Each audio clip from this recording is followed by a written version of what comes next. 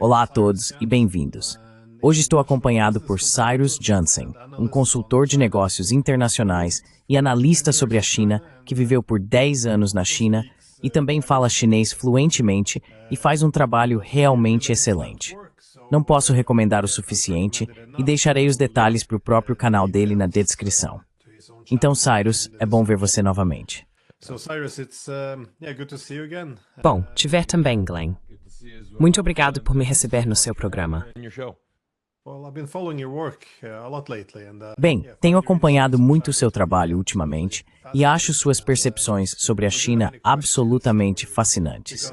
Tenho muitas perguntas para você, porque uma das questões principais é que, à medida que a China se torna mais forte e poderosa, a tendência aqui no Ocidente parece ser tornar-se mais hostil em relação à China, o que também se manifesta na construção de narrativas muito desfavoráveis sobre o país. Uma preocupação importante é que possamos acabar nos iludindo, pintando um quadro da China que na verdade não existe. Com base na sua experiência, como americano que viveu lá por tanto tempo e fala o idioma, quais são alguns dos principais equívocos e o que as pessoas não entendem sobre a China e seu crescimento econômico também?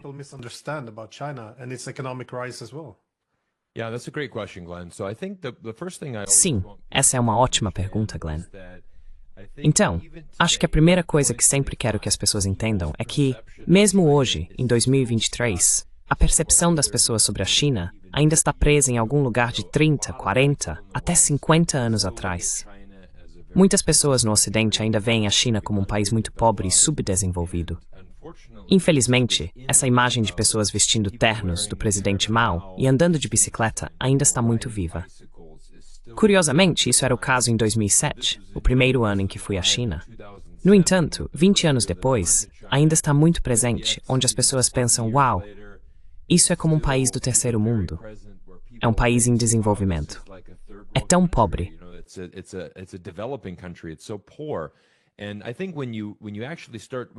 E eu acho que, quando você começa a ver esses vídeos da China, começa a ver o que vimos nos últimos 12 meses, especialmente agora que a China reabriu suas fronteiras após a Covid e houve um grande aumento do turismo internacional para a China. Muitas pessoas estão percebendo, uau, isso é muito diferente do que ouvimos, do que vimos, do que lemos. A percepção do que a China é na cultura ocidental é muito diferente da realidade, e a mídia teve um grande papel nisso. Então, minha mensagem para todos é sempre manter a curiosidade. Sabe, nunca houve um momento melhor para visitar a China do que agora. E se você for, estará experimentando um país que é muito diferente de tudo que você ouviu. Então vá com a mente aberta, experimente, e provavelmente você terá um ótimo momento.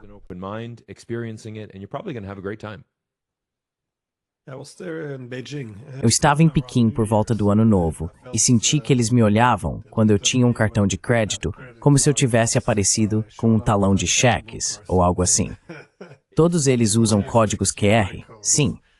Mas como a economia mudou ao longo dos anos?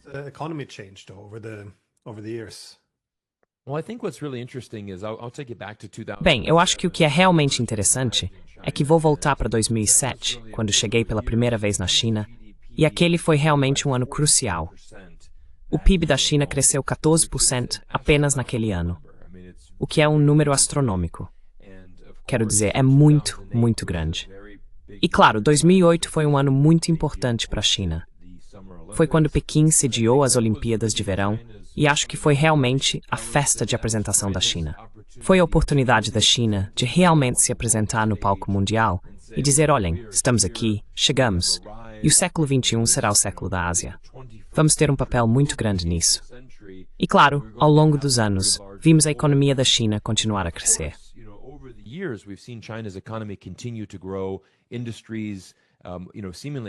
Indústrias, você sabe, aparentemente surgem do nada. Um ótimo exemplo disso seria a indústria de veículos elétricos.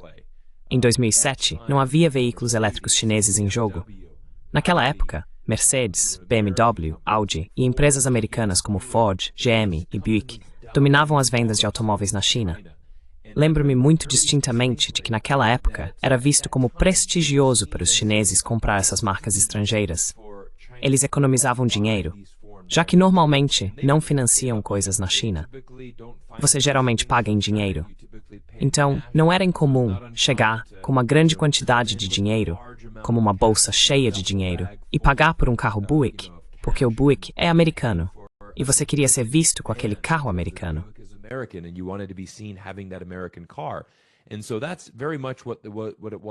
E foi exatamente assim em 2007. E agora, nos últimos 18 anos ou mais, você viu muitas indústrias surgirem, onde a China está realmente dominando. Então, voltando à indústria automobilística, agora, nas estradas da China, mais de 50% dos carros são veículos elétricos, sendo a grande maioria deles de marcas chinesas. A Tesla, obviamente, é grande na China e ainda tem presença lá, mas há dezenas e dezenas de marcas de veículos elétricos de alto padrão. Vimos uma mudança completa do consumidor chinês, onde há 18 anos ninguém queria um carro chinês. Agora todos estão dizendo, uau, a tecnologia chinesa é tão avançada, queremos ter um pedaço disso.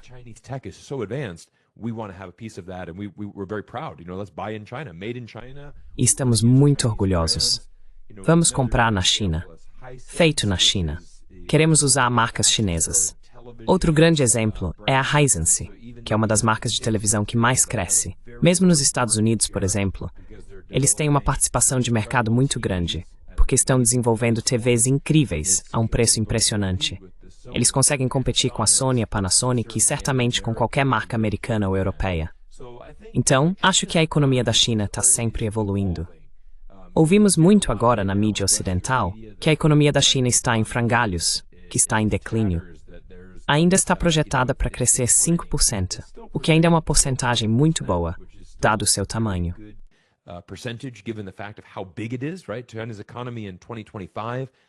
A economia da China em 2025 é muito maior do que era em 2007, quando conseguiu crescer com taxas de 2 dígitos. Avançando 18 anos, essa economia cresceu tanto que o crescimento de 2 dígitos realmente não é mais viável. A economia agora é grande demais, mas ainda acho que há muitas oportunidades quando se olha para áreas como inteligência artificial. Novamente, a China está muito à frente nessa área, assim como em energia renovável. Então eu diria que a economia da China evoluiu. E isso é algo saudável para a economia, porque a China como país também evoluiu. Não é o mesmo país em desenvolvimento que era quando fui lá pela primeira vez, há quase 20 anos.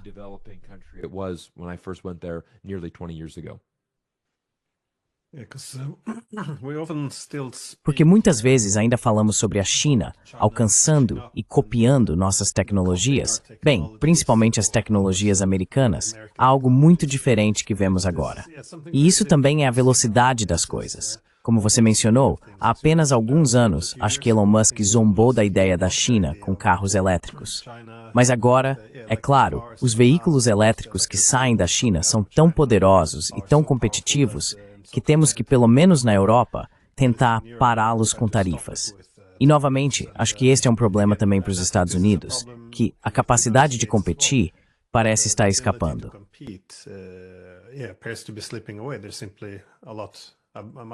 Eles são simplesmente muito mais competitivos. Como você vê, já que mencionou que a economia está amadurecendo agora, então eles não podem se desenvolver no mesmo caminho que antes. Mas muitas das tecnologias são bastante interessantes porque uma vez que estão desenvolvendo esses carros elétricos e autônomos, são em grande parte as mesmas tecnologias que você usaria em robótica com os sensores e tudo isso. Então você já pode ver a competitividade se expandindo. Como você vê para onde a economia chinesa iria, eu acho, em 5 a 10 anos? Quais são os principais obstáculos e quais são as principais oportunidades também?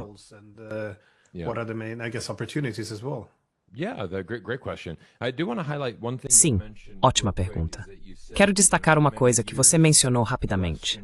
Você disse que por muitos anos, empresas ocidentais ou governos ocidentais, principalmente os Estados Unidos, estavam muito preocupados com a China roubando tecnologia americana. Na verdade, agora estamos vendo o completo oposto acontecendo.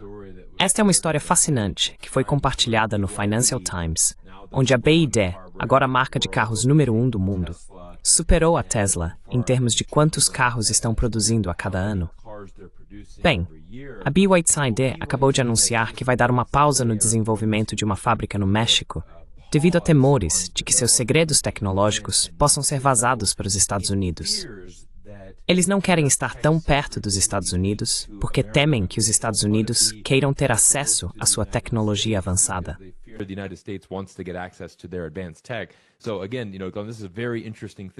Então, novamente, isso é algo muito interessante, onde há 20 anos, essa manchete seria inconcebível.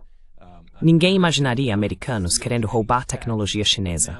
Mas agora as mesas viraram, onde a BYD e esses veículos elétricos chineses estão liderando a indústria. Não há dúvida sobre isso. E acho que é realmente importante destacar isso, porque não é uma declaração política.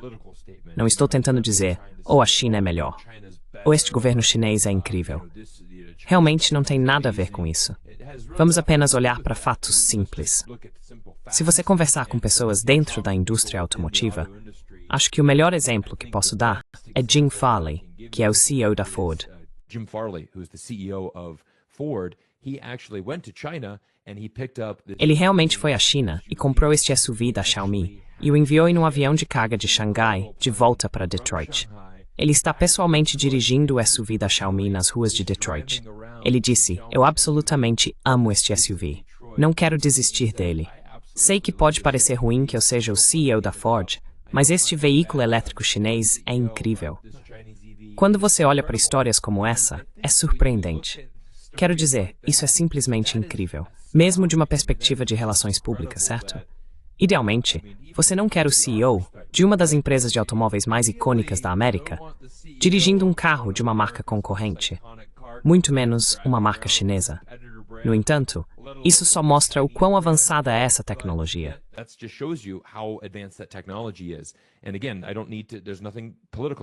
E novamente, não há nada de político nessa declaração. É apenas olhar para a tecnologia e avaliar objetivamente esses automóveis. E uau, a China está realmente produzindo tecnologia avançada. Então agora, para responder a sua pergunta, para onde a China vai a partir daqui? O que vai acontecer? Bem, o que é interessante na China é que por muitos anos o setor imobiliário se tornou uma parte muito grande do crescimento do PIB.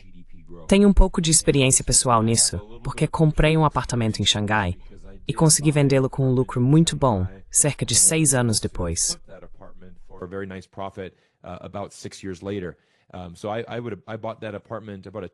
Então, eu comprei aquele apartamento, um apartamento de 2 quartos, em Xangai, em 2009. E você sabe, naquela época, eu me lembro muito distintamente de ter alguns clientes meus, que você sabe, eu queria comprar um imóvel, mas estava muito preocupado. Eu estava tipo, bem, como o mercado vai se comportar? Sabe, é um investimento arriscado.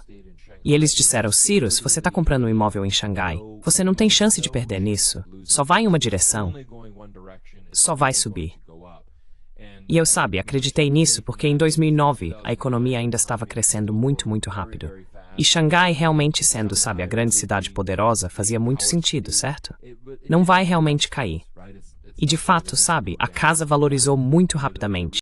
Teve muita valorização em apenas alguns anos.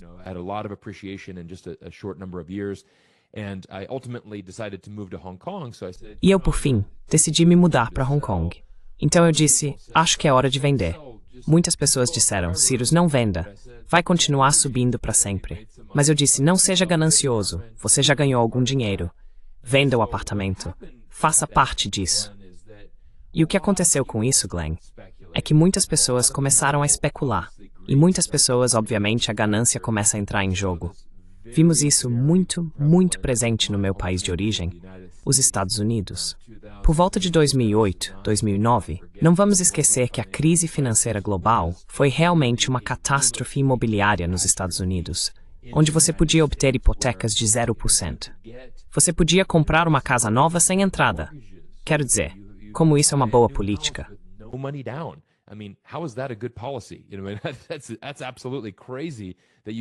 É absolutamente louco que você pudesse comprar uma casa sem dar entrada. E você sabe, havia pessoas comprando 3, 4, 5, 6 casas com a intenção de que isso sempre iria valorizar. Isso sempre iria valorizar. Isso não é arriscado. Isso sempre vai valorizar. E claro, como sabemos, todo o mercado imobiliário no mundo, em algum momento, vai ter uma correção. E é isso que estamos vendo na China. Estamos vendo que o mercado imobiliário caiu e o governo se manifestou. Eles disseram, olhem, não queremos que as pessoas especulem. Não queremos que vocês comprem 3, 4, 5 apartamentos, tentando revendê-los e, você sabe, mantê-los vazios.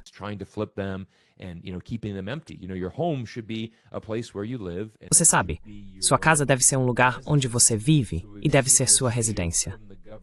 E assim, vimos essa mudança por parte do governo também, dizendo, veja, não queremos que você especule. Não queremos que você fique comprando e vendendo imóveis rapidamente. Queremos que você compre imóveis para morar e seja mais conservador nesse aspecto. Então, houve uma mudança nisso. Houve uma mudança na economia chinesa, especificamente com imóveis. Tivemos alguns desenvolvedores que realmente enfrentaram problemas financeiros, onde o governo chinês teve que intervir e dizer, veja, vocês estão crescendo rápido demais.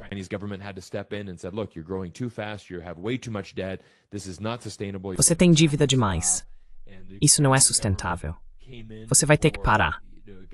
E o governo chinês interveio antes que ficasse um pouco bagunçado demais. E eu acho que você sabe, novamente, esses são todos os problemas que acontecem quando você tem o país mais populoso do mundo, a economia de crescimento mais rápido do mundo. E também você sabe o que vimos, Glenn, é uma mudança dramática nos últimos 40 anos. Tivemos centenas de milhões de pessoas, basicamente passando da classe baixa para a classe média. Então vimos uma grande transferência de riqueza. Vimos um grande número de indústrias surgindo.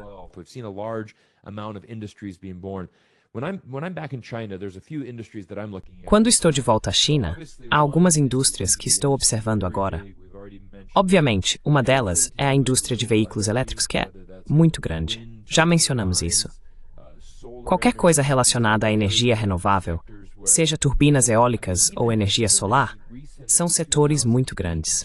Mesmo em 2008 e 2009, os Estados Unidos tinham uma participação de mercado muito grande na produção de painéis solares. Há uma pequena cidade em Michigan que, por volta de 2008, tinha cerca de 30 a 40% da fabricação global de painéis solares. Era incrível. E é como, uau, sério, Michigan estava liderando. Isso foi reduzido basicamente a zero agora. A China agora tem cerca de 98,9% da participação de mercado nessa fabricação. Por quê? Porque eles conseguem fazer mais barato.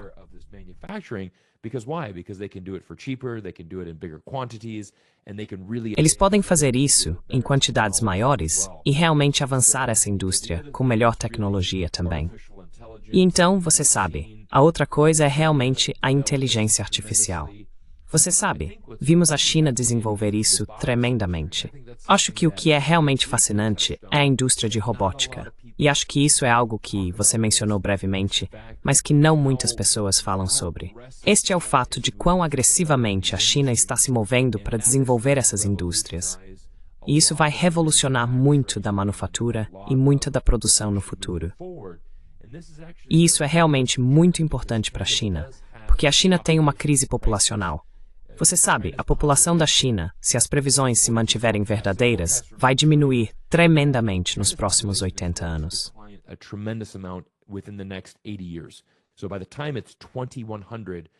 Então, quando chegar o ano de 2100, daqui a 75 anos, a população da China está prevista para ser em torno de 800 milhões.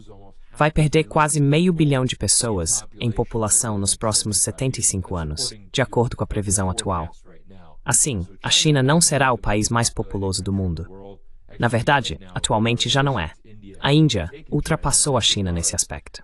Mas você verá a China continuar a declinar um pouco, porque eles têm uma população muito idosa, e simplesmente não haverá tantos trabalhadores. Então, o que a China está fazendo? Eles estão se adiantando a isso e desenvolvendo a indústria de robótica, percebendo que isso será muito importante. Na verdade, já vimos isso entrar em ação com essas fábricas escuras que agora estão na China.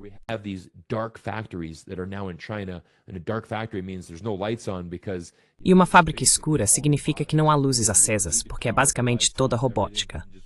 Você não precisa ligar as luzes. Tudo pode funcionar no escuro, pode operar 24/7, já que é tudo robótico. Todos esses carros estão sendo montados por braços robóticos. E você precisa de muito poucas pessoas para realmente estarem lá. Vimos até mesmo certas indústrias, como a indústria de mineração, que é tradicionalmente um trabalho muito perigoso, envolvendo centenas de pessoas a quilômetros de profundidade, extraindo carvão e outros, com condições de trabalho muito difíceis. Bem, a Huawei surgiu e revolucionou toda a indústria de mineração ao implementar tecnologia digital.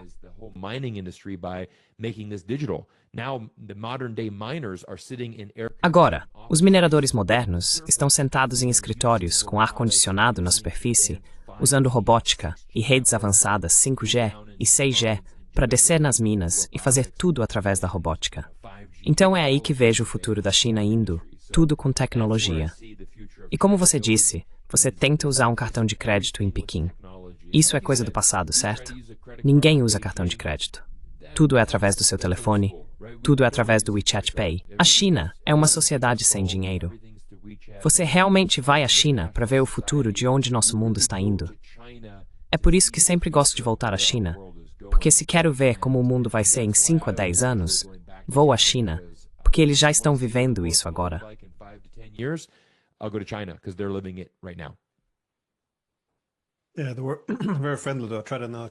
Sim, eles foram muito amigáveis.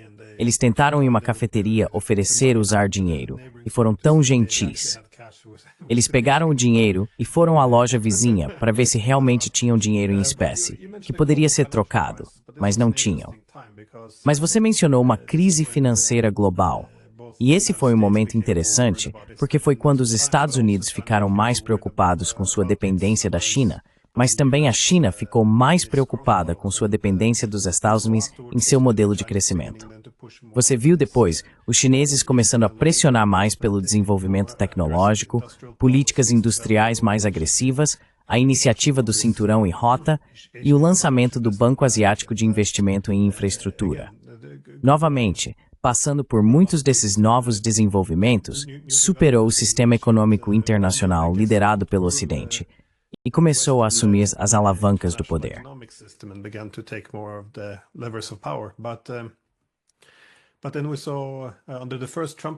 Mas então, vimos, sob a primeira administração Trump, os esforços para, eu acho, dificultar o crescimento da China.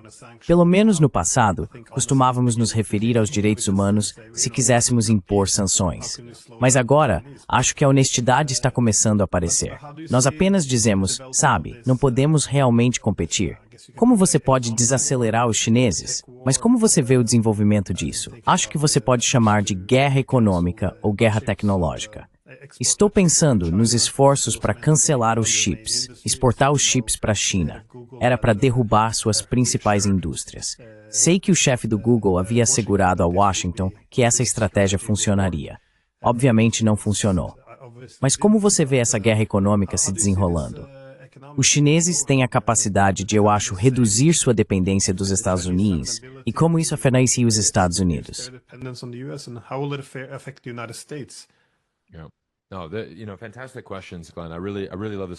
Perguntas fantásticas, Glenn.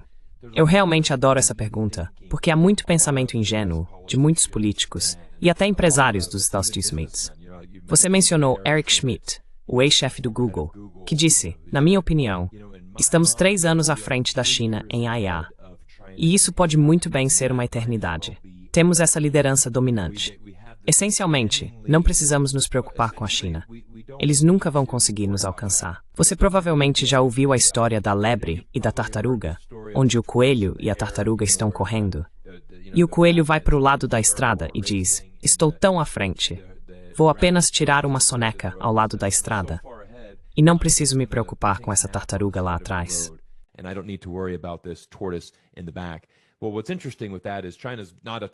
Bem, o que é interessante nisso é que a China não é uma tartaruga. Sabe, na verdade são 2 coelhos correndo um contra o outro. E então, sabe, o que é incrível sobre isso é que acho muito ingênuo e acho muito bobo as pessoas apostarem contra a China em termos de inovação. Novamente, você tem um país onde há 10 vezes a quantidade de graduados em STEM, que é ciência, tecnologia, engenharia e matemática. Você tem um país repleto de engenheiros e matemáticos que literalmente estão entre as pessoas mais inteligentes do mundo, e muitos são da China. E acho que o que é realmente triste nisso é que realmente prejudica os Estados Unidos de muitas maneiras. Em primeiro lugar, como você sabe, os Estados Unidos, meu país natal, é um país de imigrantes.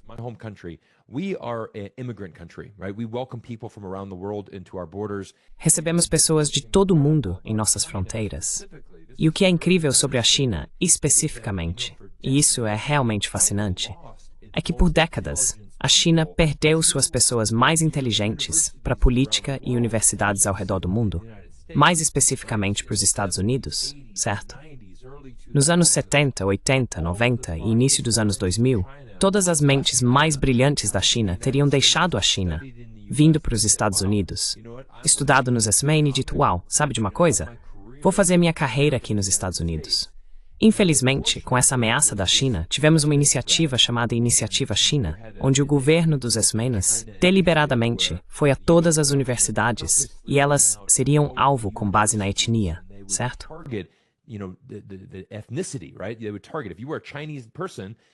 Eles iriam te mirar. Se você fosse uma pessoa chinesa, seria um alvo e diríamos, ei, você está colaborando com o governo chinês? Mas o que é triste é que você tem esses pesquisadores que dedicaram suas carreiras inteiras aos Estados Unidos, certo?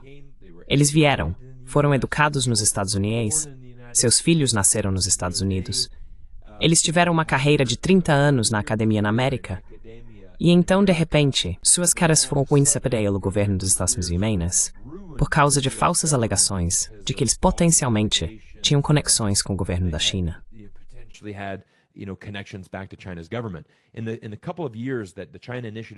Nos poucos anos em que a iniciativa China esteve em vigor, eles não encontraram um único professor que tivesse conexões com o governo da China, mas ainda assim arruinaram a vida de todos esses professores, apenas com as alegações.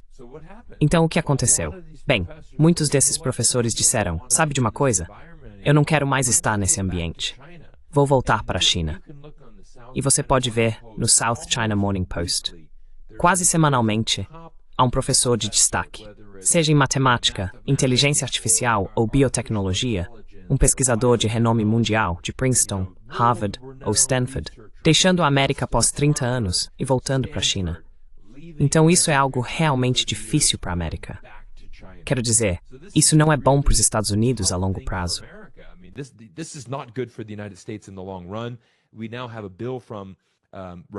Agora temos um projeto de lei de políticos republicanos que dizem querer proibir todos os cidadãos chineses de estudar nos Estados Unidos, o que é absolutamente absurdo. Eu não acho que isso jamais seria aprovado. Mas mesmo ao apresentar esse projeto, sabe, dizendo que essa é uma ideia que eu tenho, acho que é muito tóxico, na minha opinião. Mas acho que quando voltamos à tecnologia e esta corrida, por exemplo, Donald Trump lançou a guerra comercial. E, de muitas maneiras, acho que foi realmente a melhor coisa que já aconteceu à China.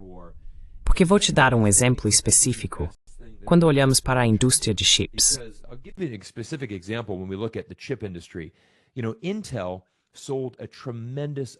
você sabe, a Intel vendeu uma quantidade tremenda de chips e hardware para a China. Em um determinado momento, a Intel estava obtendo mais receita da China do que dos Estados Unidos, o que é um dado incrível. Agora, de repente, a Intel, um pilar do mercado de ações americano e parte do S&P 500 por muitos anos, enfrentou uma mudança. Trump e depois Biden disseram, sabe de uma coisa? Não queremos que você venda mais para a China. Você vai ter que cortar essa parte da sua receita.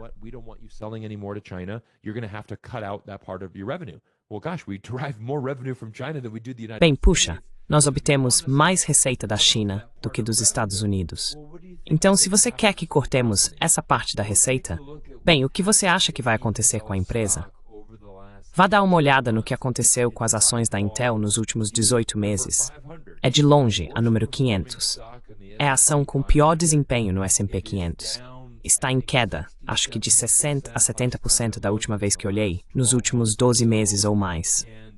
E eu me encontrei com funcionários da Intel que estão simplesmente, é tão triste. Tipo, eu dediquei minha carreira a esta empresa. Nós éramos tão grandes. E a outra coisa que eles perderam é que nunca embarcaram na IA. Eles perderam completamente. never got on board with AI. They completely missed out. So now they're missed that boat. Então agora, eles perderam essa oportunidade e a Intel está ferrada. Quero dizer, eles não têm como seguir em frente. E é realmente apenas uma sombra da empresa americana que já foi.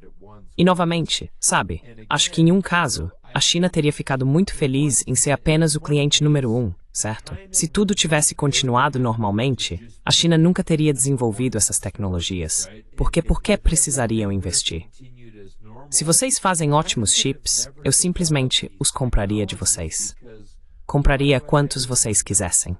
Quantos vocês quisessem me vender, eu continuaria comprando, comprando e comprando. E vamos pegar esses chips e construir nossas indústrias e fazer o nosso trabalho.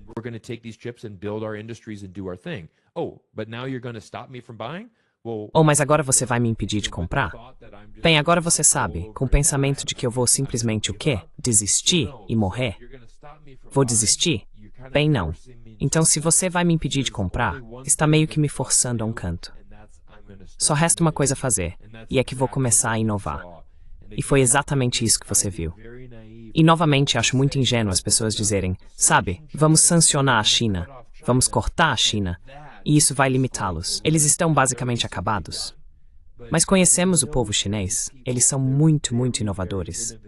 Há um termo em chinês chamado Xiang, que significa pensar, e Banfa, que significa uma solução.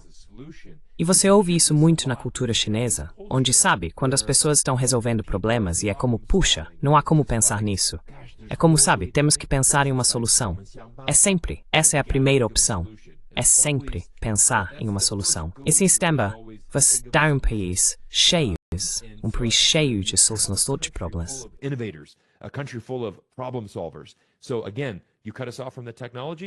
Então, novamente, vocês nos cortam da tecnologia, sem problema. Vamos reunir quantos engenheiros precisarmos e vamos descobrir como fazer isso. E novamente, ao longo dos anos, vimos uma inovação após a outra.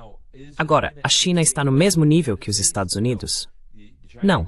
A China ainda está atrás, mas a diferença está diminuindo muito, muito rapidamente. E você está vendo uma quantidade tremenda de crescimento. Novamente, a Huawei, uma das maiores e mais bem-sucedidas empresas chinesas. Houve um tempo em que essas sanções realmente prejudicaram os negócios da Huawei. Foi uma dor de curto prazo. Ren Zhengfei, que é o CEO e fundador, fez um memorando para seus funcionários. Olhem, precisamos nos preparar para tempos muito turbulentos à frente. Não vai ser fácil.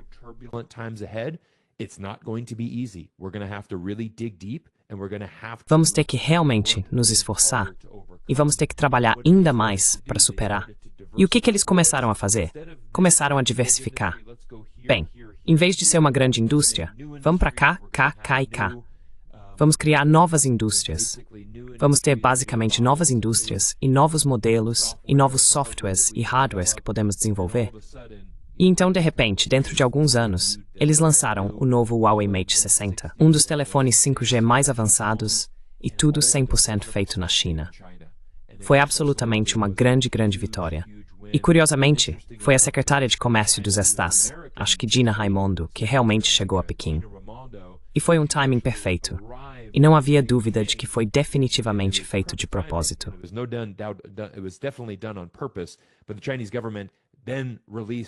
Mas então, a Huawei divulgou essa informação, e foi incrível, porque de repente, Gina Raimondo, a secretária de Comércio dos Estados Unidos, tinha acabado de chegar a Pequim. E boom! A propósito, aqui está nosso novo telefone 5G. Basicamente é um sinal dizendo, olhem, superamos suas sanções. Superamos isso. Não apostem contra nós. Vamos conseguir fazer isso. Então você sabe, uma resposta muito longa. Desculpe por me alongar um pouco, mas é muito interessante observar como a China conseguiu progredir e aprender com isso.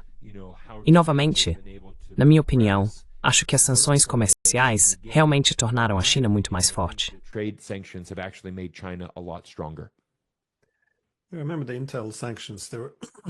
Eu me lembro das sanções à Intel. Eles estavam cortando o fornecimento de semicondutores porque esse era seu maior, principal e maior cliente. Então, é claro, quando você retira todo esse dinheiro da Intel, isso também significa muito menos dinheiro para pesquisa e desenvolvimento. Mas enquanto isso, os chineses conseguiram desenvolver autossuficiência.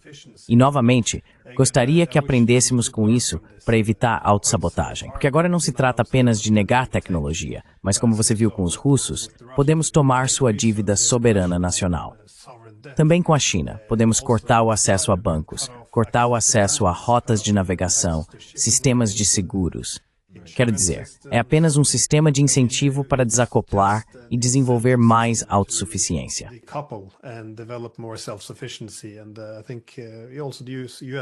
E eu acho que os Estados Unidos também minariam seu papel central na economia internacional ao fazer isso. Acho que parte do problema é muitas vezes a suposição de que estamos entrando em uma nova Guerra Fria. E bem, a China é como a nova União Soviética. Mas acho que isso também contribui para a concepção errada de que a China é extremamente centralizada, enquanto sua economia é muito descentralizada. A competitividade lá entre as diferentes regiões e empresas é bastante profunda. Mas eu acho que uma competitividade-chave é também a cadeia de suprimentos que os chineses fazem. Acho tudo desde o processamento de mineração. Como você vê isso sendo vital na competitividade entre a China e os Estados Unidos? Idealmente, isso se tornaria uma cooperação um dia.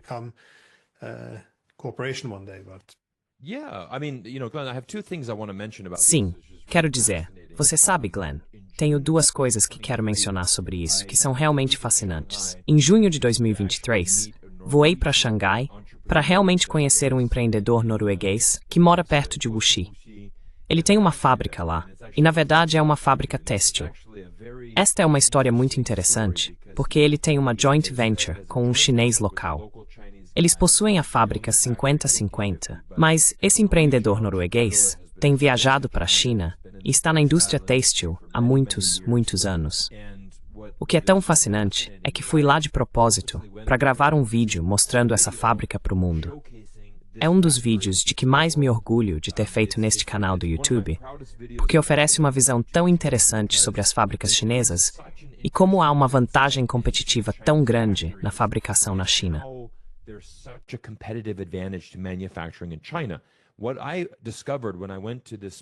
O que descobri quando fui a esta pequena cidade perto de Wuxi é que não só é o coração de todas as indústrias têxteis, mas, por exemplo, eles têm uma fábrica que faz roupas. Bem, cada peça dessa indústria têxtil inteira está dentro de um raio de 20 milhas.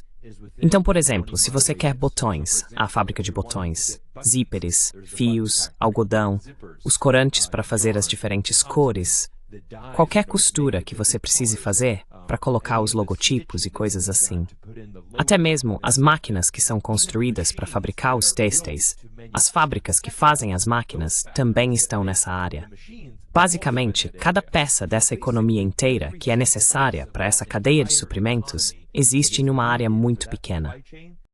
E isso é diferente de tudo que já vi antes.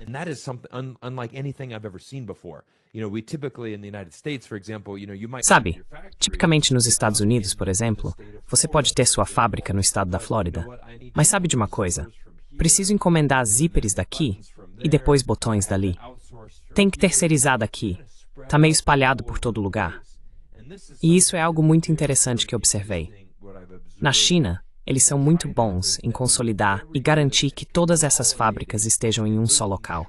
É por isso que, por exemplo, para a fábrica dele, porque ele está na indústria têxtil, como você pode imaginar, todo dono de fábrica conhece todos os outros donos de fábrica e todos trabalham juntos. E, novamente, se eles precisam de botões ou fios, eu perguntei ao Tommy, esse é o nome dele. Eu disse, e se você quisesse fabricar chapéus?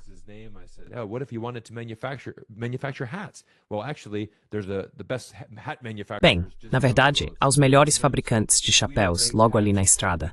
Então nós o conhecemos. Portanto, não fazemos chapéus, apenas terceirizamos para ele. E podemos fazer isso. Mas esse é um serviço que oferecemos. Então, é esse ecossistema que é realmente incrível. E é diferente de qualquer coisa que eu já vi em qualquer outro lugar do mundo. Esse é o primeiro ponto que eu realmente queria destacar. Esse ecossistema realmente impulsiona a inovação na China. E eu esqueci meu segundo ponto que queria fazer. Mas o primeiro ponto era apenas o quão avançadas essas indústrias são, especificamente com a fabricação.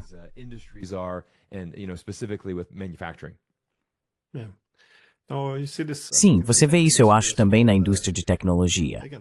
Novamente, formando esses polos quase onde eles também geram ideias uns dos outros. Porque uma vez que há um efeito muito monopolizador, tende a parar a inovação.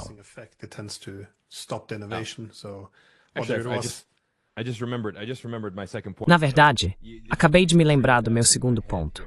Você despertou isso na minha cabeça aqui. A outra coisa interessante é quando olhamos, por exemplo, para os veículos elétricos. Vamos voltar a esse exemplo porque é muito fascinante.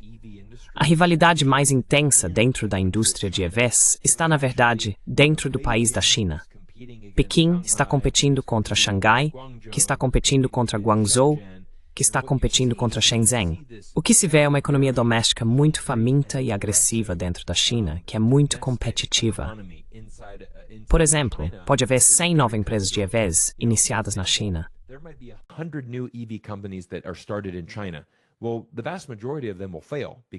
Bem, a grande maioria deles falhará porque não consegue sobreviver. A competição no mercado doméstico na China é tão intensa que apenas os melhores conseguem sobreviver. Então, de 100 empresas de veículos elétricos que são iniciadas, 90 delas falham. Mas, como resultado, as 10 que sobrevivem são testadas em batalha. Elas são testadas em batalha e, além de conseguirem sobreviver a essa intensa competição doméstica, refinaram suas tecnologias e estão tão avançadas que agora é realmente muito fácil para elas irem para o exterior. Porque se você consegue sobreviver na China, pode facilmente exportar e vender ao redor do mundo. Isso não será um problema para você.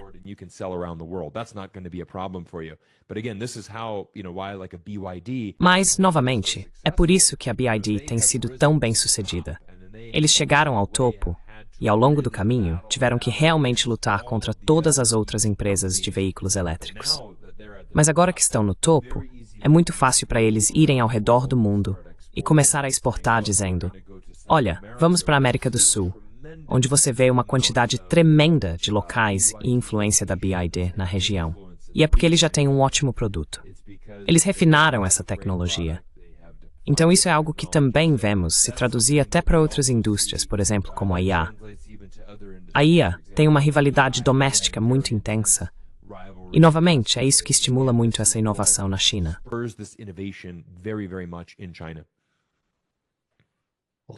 Bem, Cyrus, muito obrigado pelo seu tempo. Para quem estiver ouvindo, como as pessoas podem encontrar? Sim, então o mais fácil é apenas seguir meu canal no YouTube. Basta digitar Cyrus Jensen e você poderá me encontrar. Então me siga no YouTube. Também temos um boletim informativo no Substack. Eu sei, Glenn, você tem um Substack maravilhoso e sou um grande fã do seu trabalho. Só quero agradecer por participar do meu canal também. Sempre gosto das nossas conversas e de aprender com sua perspectiva. Então, muito obrigado por tudo que você está fazendo. Ótimo. Obrigado, Israel. Praise Steve. Great. Thanks again. My pleasure.